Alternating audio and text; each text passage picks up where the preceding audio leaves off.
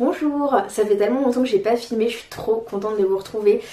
J'étais en train de me faire la réflexion que là en février j'ai vraiment très peu pris la caméra, que ce soit pour parler d'écriture ou de lecture ou de quoi que ce soit, mais aussi parce que c'est un mois où je sais pas, j'ai été tracassée par pas mal de choses et du coup j'ai dû délaisser certaines choses dont les vidéos, mais je me suis dit c'est pas très grave. Là justement le mois de février vient de finir, alors quoi de mieux que de revenir pour vous faire un petit update lecture de ce que j'ai lu en février, surtout que franchement ça a été un super mois de lecture février. Alors pas en quantité parce que j'ai pas lu beaucoup de livres, j'en ai lu 6, alors c'est déjà bien. J'en ai lu 6, mais alors par contre en termes de qualité, alors là on était que sur des 4 et des 5 étoiles. Et si vous avez vu mes deux précédentes vidéos de lecture, vous devez savoir que je suis un petit peu difficile en termes de lecture. Et pourtant là vraiment carton plein pour le mois de février. Je sais pas ce qui s'est passé, mais en tout cas tant mieux que ça se soit passé, parce que vraiment j'ai adoré les 6 livres que j'ai lus et j'ai trop hâte de vous en parler. Donc bon bah c'est parti.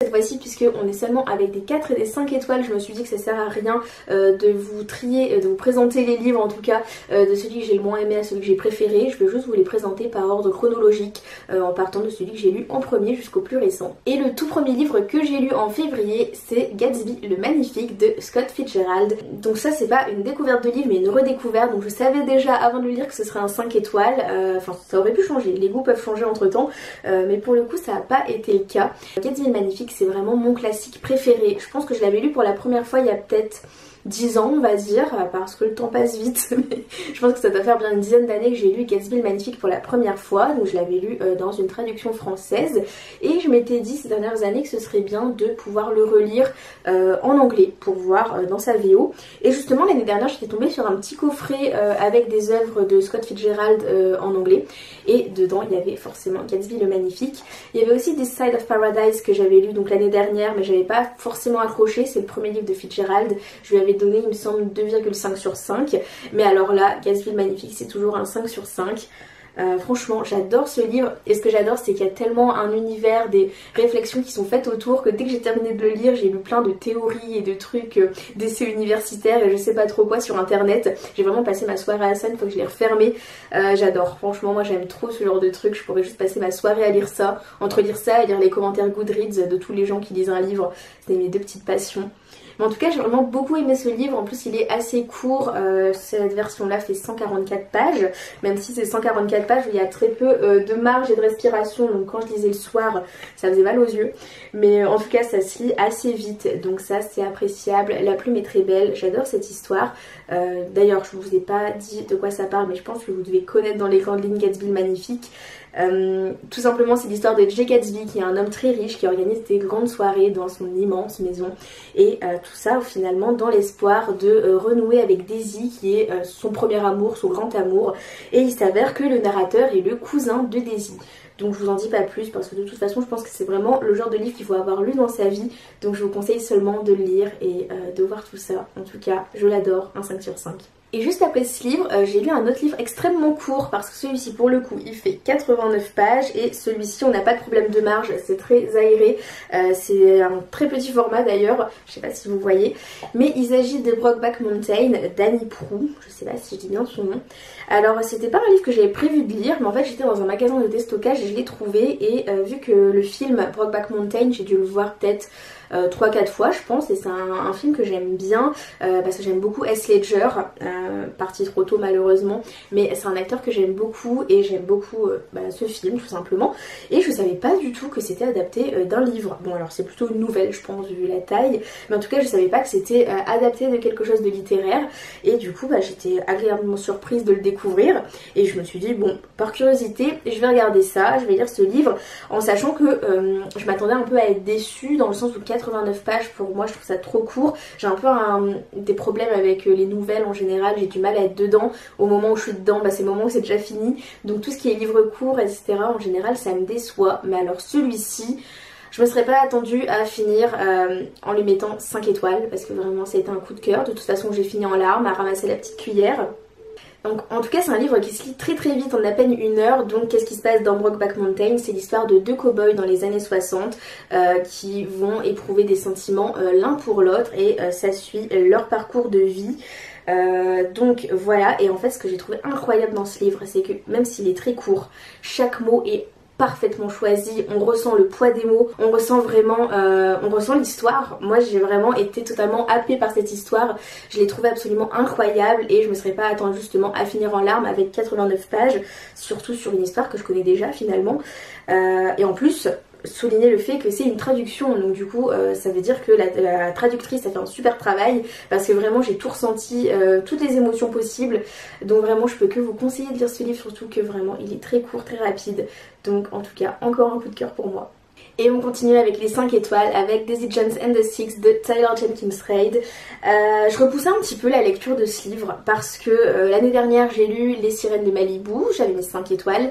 J'ai lu aussi Les 7 maris d'Evelyn Hugo, j'ai mis 5 étoiles et c'était vraiment mon coup de cœur de l'année 2023. Et j'avais regardé la série Daisy Jones and the Six sur Prime Video du coup. J'avais bien aimé cette série et je m'étais dit, j'étais certaine que j'allais aimer ce livre, mais du coup j'avais un peu peur d'être déçue et puis je m'étais dit aussi, bon bah voilà, à partir du moment où ce sera lu, bah voilà, je pourrai jamais refaire cette expérience de le lire pour la première fois. Du coup je me suis dit, bon, à chaque fois je repoussais un peu, j'avais trop envie de le lire mais je le lisais pas, et en février je me suis dit, allez on se lance, je regrette pas, je lui ai mis 5 étoiles.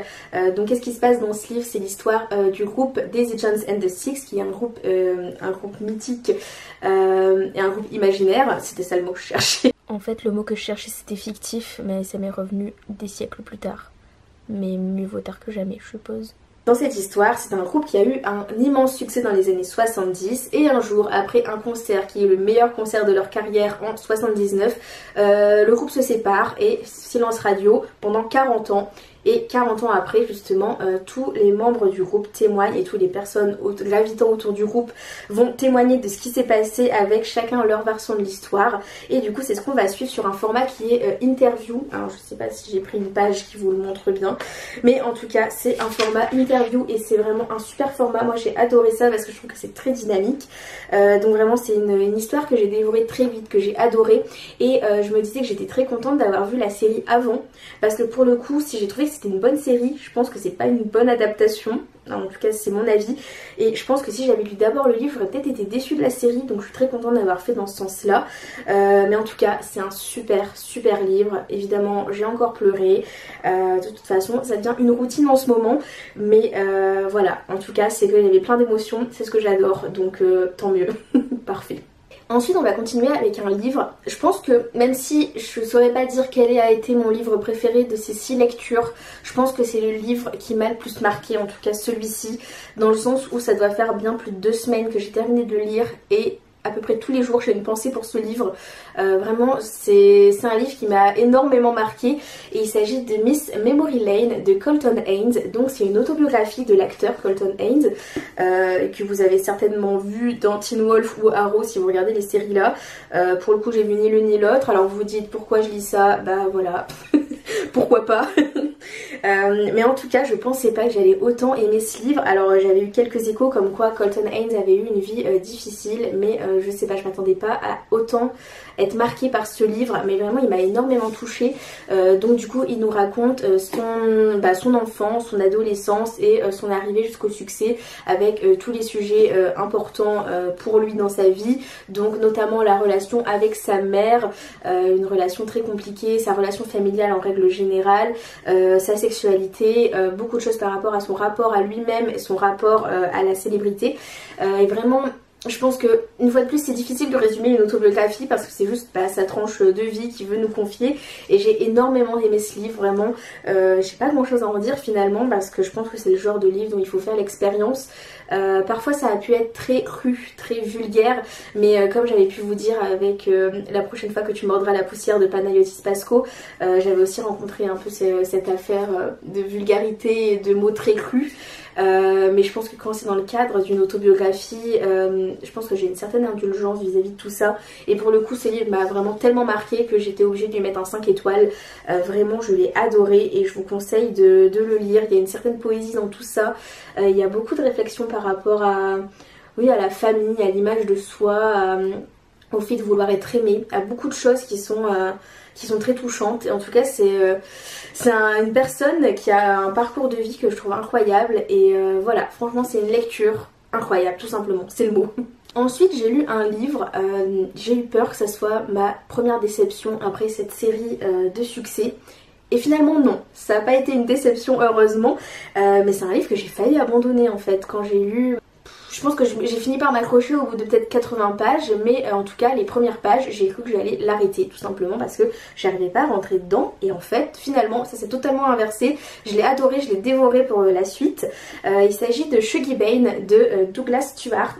Donc du coup ça c'est un livre qui suit l'histoire de Shuggie Bain, qui est un petit garçon qui grandit dans les années 80 à Glasgow, donc dans un quartier très pauvre, dans une vie vraiment pas terrible, très grise, très triste, très pauvre, et donc du coup il vit sous le toit d'Agnès, sa mère qui a un énorme problème d'alcoolisme, et en fait on suit Shuggie Bain, mais je pense que l'histoire aurait dû s'intituler Agnès Bain, parce que vraiment ce qu'on suit c'est ce personnage de la mère et de toutes ses décisions, tout son parcours de vie, toute sa descente aux enfers de pire en pire, et tout ce que ça va créer pour ses enfants, pour ses proches, voilà. Et en fait on nous dit que Shuggie c'est le seul qui l'abandonnera pas. On nous dit un seul s'est juré de rester coûte que coûte de toute la force d'âme de ses 8 ans, Shuggie, son plus jeune fils. À l'école on dit qu'il n'est pas net, trop doux, bref, différent. Agnès le protégerait si l'alcool n'avait pas le pouvoir d'effacer tous ceux qui vous entourent, même un fils adoré. Mais qu'est-ce qui pourrait décourager l'amour de Shuggie? Alors c'est un livre du coup, comme je vous ai dit, j'ai eu du mal à rentrer dedans, je trouvais ça un peu brut, un peu trop brut pour le coup. Je lui ai quand même mis seulement 4 étoiles, mais bon, seulement 4 étoiles, ça reste quand même une super note et j'ai beaucoup aimé cette lecture. Mais à cause de ces difficultés à être connectée au livre tout de suite, j'ai pas pu mettre au-delà. Mais finalement c'est un livre que j'ai trouvé très intéressant. Je trouve qu'il y avait vraiment quelque chose dans les personnages qui les rendait, ils étaient vraiment tels quels, il n'y avait pas de paillettes, il n'y avait rien, c'était justement des personnages mis à nu devant le lecteur, et je trouvais ça très intéressant de découvrir toute cette histoire.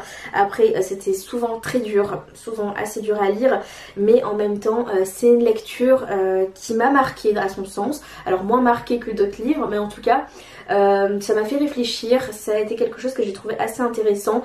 J'ai pas mal apprécié le personnage de Shuggie, et en fait j'ai découvert par la suite que du coup le personnage de Shuggie était inspiré par l'auteur lui-même. En fait il a mis un peu d'autobiographie dans Shuggie, donc je comprends pourquoi il y a tout ce regard tendre autour de lui. Mais voilà, c'est un livre du coup assez intéressant dans son ensemble, qui mérite je trouve son 4 étoiles sur 5, et j'ai acheté justement Mungo du même auteur, j'ai hâte de le lire, donc je vous en raconterai plus au moment où je l'aurai lu, mais en tout cas j'ai hâte de plonger dans cette autre lecture. Et enfin je vais passer à ma dernière lecture de février, et là on arrête d'être sur des trucs tristes etc. Enfin je pensais que j'arrêterais d'être sur des trucs tristes, parce que j'ai lu Happy Place d'Emily Henry, et ce livre est absolument magnifique visuellement. J'ai l'édition couverture rigide, mais qu'est-ce qu'il est beau, vraiment je m'en remets pas de l'esthétisme de ce livre, il est magnifique.